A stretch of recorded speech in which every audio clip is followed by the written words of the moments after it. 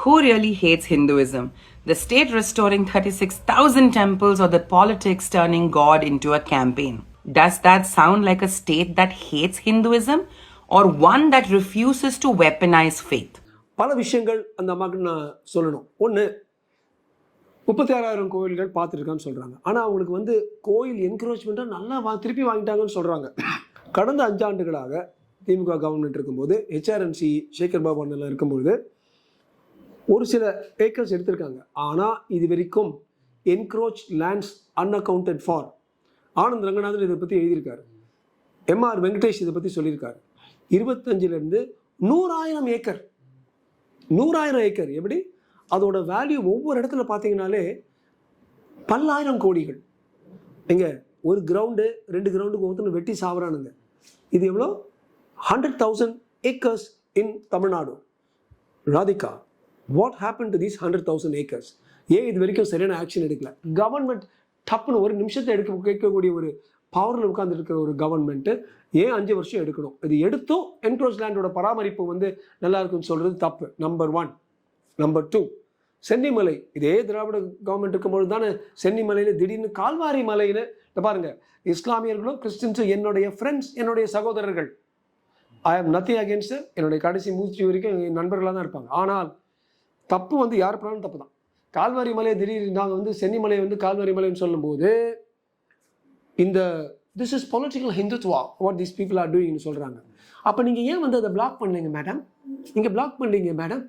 நாங்கள் 50,000 பேர் முதல் முறையாக எப்படி சுனாமிக்கு 1லேருந்து ஆரம்பித்து லட்சக்கணக்கு சுனாமியில் இந்த ஜல்லிக்கட்டுக்கு லட்சக்கணக்கான பசங்க மரீனா பீச்சில் வர மாதிரி 50,000த்துக்கு 1 லட்சம் அந்த மலை மேலே போயிட்டு அப்புறம் ஒரு பெரிய ப்ரொட்டஸ்ட் மூவ்மெண்ட் ஆரம்பிக்கும் பொழுது தான் பேக் ஆஃப் பண்ணி கால்வாரி மலையில் வச்சாங்க. அந்த மலையை விட்டீங்களா? இன்னொரு மலையை விட்டுங்க. எங்கே மேடம் ஹெச்ஆர்என்சி பண்ணாங்க? வெப்பனைசிங் ஃபெய்த்னு சொல்கிறீங்க. அது நானும் கேட்டேன். This is just weaponising faith. We don't weaponise faith. If you don't weaponise faith, why doesn't the honorable chief minister come and say happy Deepavali? Why doesn't he say happy Holi? He only says Merry Christmas.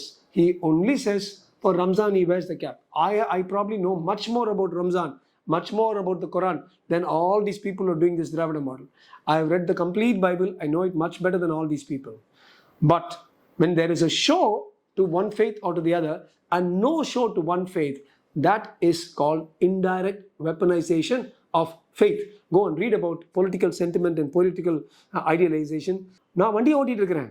வண்டி ஓட்டிகிட்டு வந்து mount ரோட்டில் பார்க்குறேன், காமராஜ் அரங்கத்தில் சனாதன ஒழிப்பு மாநாடு, ஒரு தர்மத்தை நாங்கள் ஒழிப்போன்னு ஒரு சபதம் எடுக்கிறது ஒரு மாநாடு நடக்குது.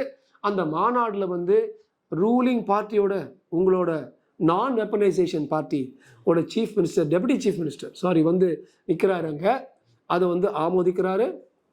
அவரும் வந்து சனாதனம் வந்து டெங்கு, மலேரியா, கொசுங்கிறாரு. நிறைய பேர் dengue for D, malaria for M, கொசு for K.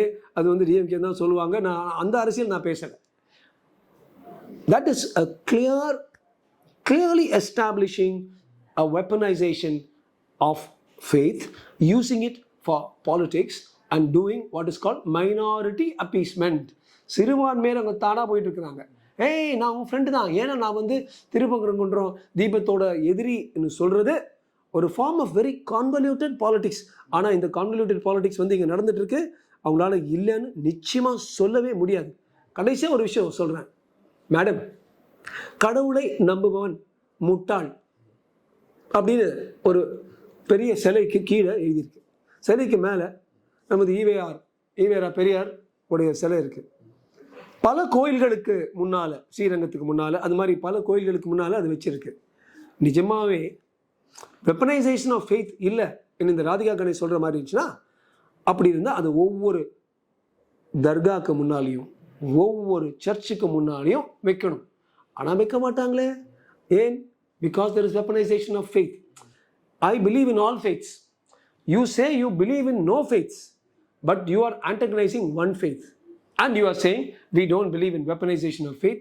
It is the funniest thing, ridiculous thing, and an absolute political statement that Ms. Radhika Ganesh is making. ஒன்று ரெண்டு தான் ஒன்றுங்க. பாலிடிக்ஸ்க்காக அவங்க பண்ணுறாங்க. ஒரு குறிப்பிட்ட ஒரு கழகத்தோட ஐடி அவங்களுக்கு தள்ளுது, அல்லது அஞ்ஞானத்தில், அவித்யால அவங்க சொல்கிறாங்க. இந்த ரெண்டில் ஒன்று தான், politics or ignorance. In Radhika Ganesh case, I don't know which one.